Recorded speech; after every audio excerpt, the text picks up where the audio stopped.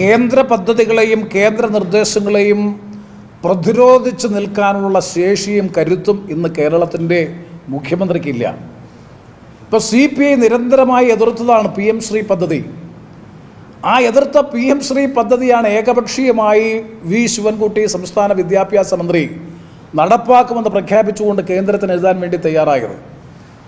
ഇതെല്ലാം ഈ കഴിഞ്ഞ ദിവസങ്ങളിൽ ഡൽഹിയിൽ നടന്ന നിതിൻ ഗഡ്കരിയുമായി നടന്ന അഭിമുഖം, അതുപോലെ തന്നെ പ്രധാനമന്ത്രിയുമായി നടന്ന കൂടിക്കാഴ്ച, അമിത്ഷായുമായി നടന്ന കൂടിക്കാഴ്ച, അതിനു മുമ്പ് പ്രാതൽ ഭക്ഷണവുമായി ബന്ധപ്പെട്ടുകൊണ്ട് നിർമ്മല സീതാരാമനുമായി ബന്ധപ്പെട്ട് നടന്ന കൂടിക്കാഴ്ച, ഇതെല്ലാം പകൽ പോലെ വ്യക്തമാണ്. കേരളത്തിൻ്റെ ആവശ്യങ്ങൾ ഉന്നയിക്കാൻ വേണ്ടിയിട്ടല്ല, മകനും മകളും താനും നേരിടുന്ന ഗുരുതരമായ സാമ്പത്തിക ക്രമക്കേടുകളെ സംബന്ധിച്ചുള്ള കേസുകളിൽ നിന്ന് രക്ഷപ്പെടാൻ, അതുപോലെ കരുവന്നൂർ ഉൾപ്പെടെയുള്ള നിരവധി ഗുരുതരമായ ക്രിമിനൽ കേസുകളിൽ നിന്ന് രക്ഷപ്പെടാൻ വേണ്ടി BJPയുമായി ഉണ്ടാക്കിയിട്ടുള്ള ഒരു രാഷ്ട്രീയ രസതന്ത്രമാണ്, ഒരു പൊളിറ്റിക്കൽ കെമിസ്ട്രിയാണ് സത്യത്തിൽ ഇന്ന് കേരളത്തിൽ നടക്കുന്നത്.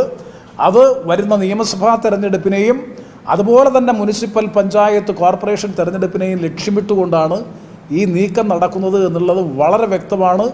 ഇന്ന് കേരളത്തിലെ ജനങ്ങൾ നല്ലതുപോലെ തിരിച്ചറിഞ്ഞിരിക്കുന്നു എന്നുള്ളതാണ് വസ്തുത.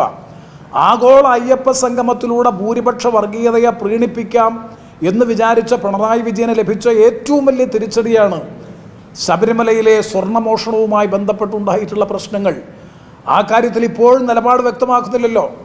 2025 ദ്വാരപാലക ശില്പം ഉൾപ്പെടെയുള്ളവ കൊണ്ടുപോയി തൂക്കക്കുറവുണ്ടായി എന്നും സ്വർണ്ണലോഭം സംഭവിച്ചു എന്നും 2023 തിരുവിതാംകൂർ ദേവസ്വം ബോർഡിൻ്റെ കയ്യിൽ കൃത്യമായ റിപ്പോർട്ട് ഈ ഉണ്ണികൃഷ്ണൻ പോറ്റിയെ സംബന്ധിച്ചുള്ളപ്പോഴാണ് 2025 ശ്രീ പ്രശാന്ത് ചെയർമാനായിട്ടുള്ള പ്രസിഡൻ്റായിട്ടുള്ള തിരുവിതാംകൂർ ദേവസ്വം ബോർഡ് വീണ്ടും ആ ഉണ്ണികൃഷ്ണൻ പോറ്റിയെ കത്തയച്ച് വിളിച്ചു വരുത്തി ഇത് ചെന്നൈയിൽ കൊണ്ടുപോകാൻ ആവശ്യമായിട്ടുള്ള നടപടികൾ സ്വീകരിച്ചത്. അപ്പോൾ ഇപ്പോഴത്തെ ദേവസ്വം ബോർഡിനും ഇപ്പോഴത്തെ ദേവസ്വം മന്ത്രിക്കും ഈ കാര്യത്തിൽ ഉത്തരവാദിത്വമില്ലേ? 2019 നടന്ന സംഭവം ഒക്കെ വിശദീകരിച്ചിട്ടുള്ളതാണ്, ഞാൻ ആവർത്തിക്കുന്നില്ല. അപ്പോൾ വളരെ വ്യക്തമാണ്, രാഷ്ട്രീയ നേതൃത്വത്തിൻ്റെ അറിവും സമ്മതവും പങ്കാളിത്തവും ഇല്ലാതെ ഇത്തരം ഗുരുതരമായ ഒരു ക്രിമിനൽ കുറ്റം ശബരിമല പോലെയുള്ള ഏറ്റവും പരിപാവനമായിട്ടുള്ള ഒരു ക്ഷേത്ര സങ്കേതത്തിലെ ദ്വാരപാലക ശില്പങ്ങളും അതുപോലെ കട്ടളയും കട്ടളപ്പാളി ഉൾപ്പെടെയുള്ളവ കൊണ്ടുപോയി ചെമ്പാണെന്ന് രേഖാമൂലം എഴുതി കൊടുത്ത് കൊണ്ടുപോയി മാറ്റം ചെയ്ത് തിരിച്ചു കൊണ്ടുവരിക എന്ന് പറഞ്ഞാൽ ഇതിന് രാഷ്ട്രീയ നേതൃത്വത്തിൻ്റെ അറിവും ഒത്താശയുമില്ലാതെ ഒരിക്കലും ഇത് നടക്കില്ല എന്ന കാര്യത്തിൽ സംശയം വേണ്ട. അതുകൊണ്ട് പ്രതിരോധത്തിലായ CPM ഈ പ്രശ്നങ്ങൾ ഉന്നയിക്കുമ്പോൾ ഉന്നയിക്കുന്നവരെ വർഗീയതയുടെ ചാപ്പ കുത്തി, സംഘിവൽക്കരണത്തിൻ്റെ ചാപ്പ കുത്തി നിശബ്ദമാക്കാമെന്നാണ് CPM സൈബർ ഹാൻഡിലുകളും അതിന് നേതൃത്വം കൊടുക്കുന്ന AKG സെൻറ്ററിലെ പ്രത്യേക സെല്ലും അതിന് നേതൃത്വം കൊടുക്കുന്ന പൊളിറ്റിക്കൽ ലീഡർഷിപ്പും വിചാരിക്കുന്നതെങ്കിൽ 10 മടങ്ങ് ശക്തിയോടുകൂടി 2018 19 സംഭവങ്ങൾ ഞങ്ങൾ വിശ്വാസ സമൂഹത്തിൻ്റെയും കേരളത്തിലെ ജനാധിപത്യ സമൂഹത്തിൻ്റെയും ശ്രദ്ധയിൽ കൊണ്ടുവരും.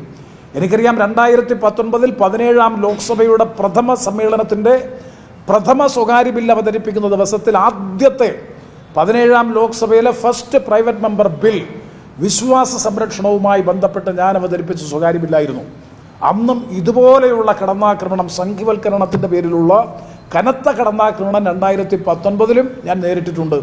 അന്ന് എനിക്കെതിരെ സംഘിവൽക്കരണത്തിൻ്റെ ആരോപണം ഉന്നയിച്ചവരാണ് വിശ്വാസ സംരക്ഷണത്തിന് വേണ്ടിയിട്ടുള്ള ആഗോള അയ്യപ്പ സംഗമം പമ്പയിൽ നടത്തിയത് എന്നുള്ളത് ചരിത്രത്തിൻ്റെ ഏറ്റവും വലിയ വൈരുദ്ധ്യമാണ്, വിരോധാഭാസമാണ്. അതുകൊണ്ട് ഈ വിമർശനങ്ങളെയും അതുപോലെ വളരെ നിലവാരമില്ലാത്ത എല്ലാ സമാന സ്വഭാവത്തിലുള്ള കമൻറ്റുകളാണ്. നിങ്ങൾ ആ കമൻറ്റുകളിലൂടെ പരിശോധിച്ചാൽ ഒരു ഫാക്ടറിയിൽ നിന്ന് പടച്ചുവിടുന്ന CPMൻ്റെ സൈബർ ഗൂണ്ടാ സംഘത്തിൽ നിന്ന് പടച്ചുവിടുന്ന പ്രതികരണങ്ങളാണ്. നിലവാരമില്ലാത്ത രക്ഷകർത്താക്കളെയൊക്കെ പച്ച തെറി വിളിച്ചുകൊണ്ടുള്ള കമൻറ്റുകളാണ് ഈ സൈബർ സംഘങ്ങൾ പടച്ചുവിടുന്നത്.